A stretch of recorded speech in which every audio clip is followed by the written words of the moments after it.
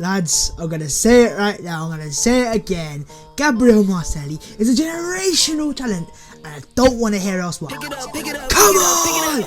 You see the drippy, I'm fitted up. Hop in my car and the giddy up. Secure the bag, yeah, I get the bus. Pick it up, pick it up, pick it up.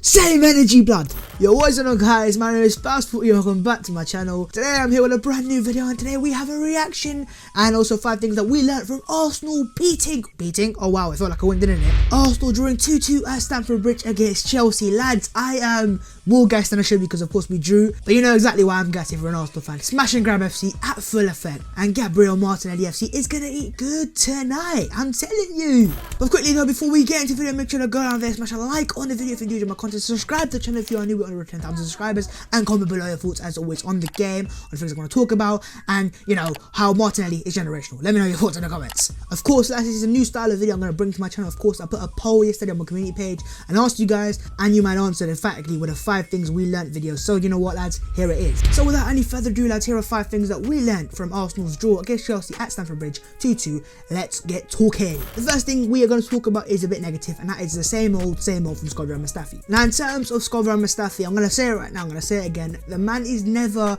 going to make it at Arsenal. I do not want to come across disrespectful and all that stuff, but you know what, at the end of the day, I'm going to make it straight to you guys. In terms of a defender, Mustafi's not a bad defender, and as you can see, after making a mistake today, he was pretty decent. But the reason why he would never ever make it at the top and be a starter for Arsenal week in, week out is because of his constant errors. He's an error-prone player. The goal we conceded today came from a penalty that David Luiz gave away and got sent off for that. The reason for us giving away that penalty and David Luiz getting sent off, Gabriel Mustafi, an awful back pass, completely mishit it, and you know, underhit it as well. Leno couldn't get it time. Abraham runs the goalkeeper. He's gonna score. Luiz takes him down, red card, and also down to 10 men with the majority of the game left to play. And it's all down to Mustafi. Now again, lads, I don't want to come across as disrespectful or rude, but the matter of fact is, it happens week in, week out. Whenever Mustafi plays, there's always an error somewhere down the line. When it comes to the crucial moments, Mustafi makes an error. You'll go back to Arsenal's draw last year, where at Tottenham at Wembley, Mustafi made a mistake by pushing Harry Kane, and Arsenal ended up drawing that game. Now I'm not saying the reason why we drew today is because of Mustafi, but the matter of fact is, the mistakes they constantly make week in, week out when he plays for Arsenal,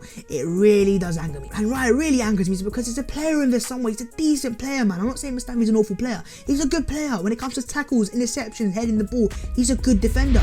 And as you saw today, lads, even with the assist for the Arsenal goal, the first goal, he got that assist. He's not a bad player, but he's never ever gonna make it at the top if you constantly make errors. I might be wrong, lads, but if I am wrong, then fair play. But for me, lads, one of the first things we learned today is Gabriel Mustafi is not changed one bit. And you know, for me, it's time is up. On to the second thing, lads, on a more positive note, and that is our terrorist made us more solid. As an Arsenal fan, I'm gonna say it right now, I am in love with Mikel Arteta.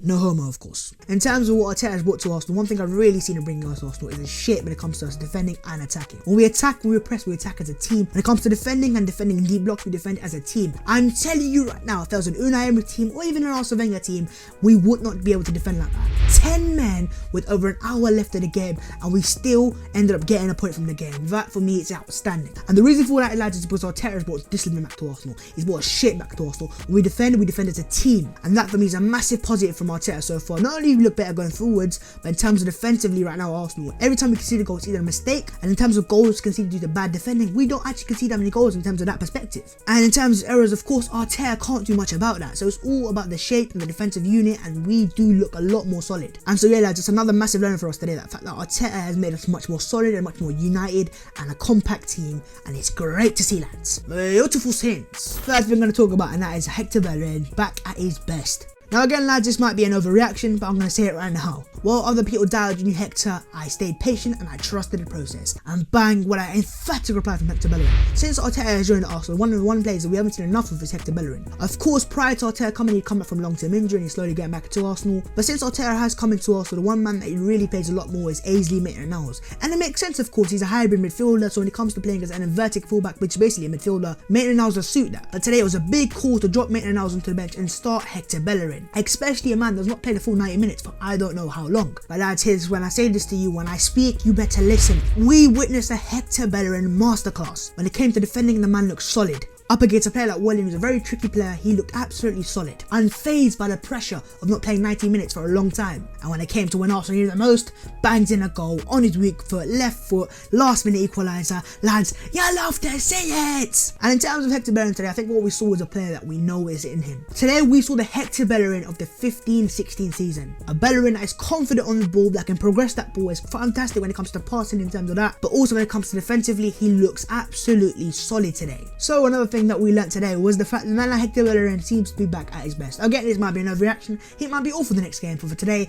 he was good enough. Last minute equaliser, Hecky B, salute to you. On to the full thing that I want to talk about, and that is fair play to Granit Xhaka. Now, of course, I was at that game, that faithful game that Granit Xhaka got booed off the pitch by the Arsenal fans, and now, of course, he reacted in a negative way. And I cannot praise Granit Xhaka enough ever since that incident happened. Initially, it looked like he was going to leave Arsenal, of course. Hector Bellerin apparently agreed to deal with Xhaka at the start of this window. But since Arteta has come in, the man looks like a different midfielder when it comes to being out that ball, to progressing that ball, making incisive passes, confident passes, and getting that ball into final areas. And when it comes to defending as well, the man's making tackles, interceptions, looking solid, and most importantly, he's not making errors right now. And in this moment, what I wanted to do is I really want to shout out Xhaka. Of course, having to get booed by your own fans is never an easy thing. He got a lot of social media boots. A lot of fans like myself thought he was finished at Arsenal. So when it comes to games like today and big games like Chelsea away, you're down to 10 men, you have to play a different role. He's a midfielder playing a centre back, and he looked absolutely solid. For me, he made absolutely no mistakes. He was unfazed by the pressure. When he came against a striker like Tammy Abraham, who was a pretty decent striker, he looked like he was up for it. Again, this may just be an overreaction. This may just be a bit of form for Xhaka. But I have to put my hands up, lads. I was wrong about Granit Xhaka. The man is proving me wrong, and fair play to you, Granit. So the full thing we learnt today was that Granit Xhaka is slowly becoming the player we thought he was. On to the fifth and final thing, lads, and this is the thing I've been most excited to talk about. Gabriel Martinelli is a generational talent. The Anfield test, it's been passed. The Stamford Bridge test, it's been passed. What can I say, lads? We have a absolutely generational talent on our hands. Gabriel Martinelli, boy, where do I start? After Arsenal got a player sent off, one of the players that were actually apparently meant to go off was Martinelli, and there was a point where even Rob Holding was stripped and ready to come on for Martinelli in the first half. And when I saw that, I was like, Mikel, what's wrong with you, bro? Because when it comes to Martinelli, in terms of today's game, it was perfect for him. Space on the counter-attack. Chelsea came onto us and onto us and onto us, and that left space in behind for players to counter-attack in. And when it came to Martinelli, he exploited that pace, left Kante on his arse, and put it into the corner of the net. In front of the Arsenal fans, a cold, ruthless celebration, lads. Mbappe, I want to hear the same energy, lads. Cristiano, come out. We need to talk. Your time is up, lads. Lionel Messi, bro. It's over for you. And I'm hearing frauds like Mason Greenwood. Who is he in this game, huh? Who is he? Who is he? I think one of the main things we saw today was that Martinelli is the real deal for me. I might be overreacting again, but you know what? I don't really care. I mean, imagine being 18 years old. You've come from the Brazilian 4th division, and you come into a club of Arsenal who are not at their best right now either. And you're starting against Chelsea away, Stamford Bridge away. Arsenal never seem to win at Stamford Bridge away. And now you are down to 10 men. Your centre back has been sent off. What is going to happen? Do you know what's going to happen? Martinelli's going to go down the end and put in the bottom corner and get Arsenal a much needed point. I mean, just look at the goal. That is shades of RVP's goal against Chelsea a few years ago. We won 5-3 when Terry slipped and Van Persie scored. This time Kante slipped and Martinelli scored. I mean, FIFA, what are you waiting for? Give him the best player award already. The Ballon d'Or. Put his name on it already. But yeah, lads, that is the 5th thing that we learned today, and I'm going to say it one more time. Gabriel Martinelli is a generational talent. Who is Mason Greenwood in this game? Who is he? But with that being said, guys, I'm going to end the video there. Of course, this has been a bit of a different video from normal. Normally, I do match reactions, and this kind of has been a match reaction. But it also gives me an opportunity to give my wise wisdom to you guys. I know for a fact there are plenty of other football YouTubers to do this as well, but your boy was like, you know, might as well try it as well. But with that being said, guys, of course, if you have enjoyed the video, make sure to go and smash a like on it. 100 likes as always, be massively appreciated. Of course, if you are new to the channel, make sure to go and subscribe to it as well. 10k, we're getting there slowly but surely. And of course, let me know your thoughts in the comments on the game, on the result, on where it leaves Arsenal's top 4 hopes, and anything else you want to talk about, let me know your thoughts in the comments. And with that being said, guys, let's just end it there and there. Chelsea 2, Arsenal 2. The one thing that we learnt today that I already knew, but I'm going to say it one more time, that Gabriel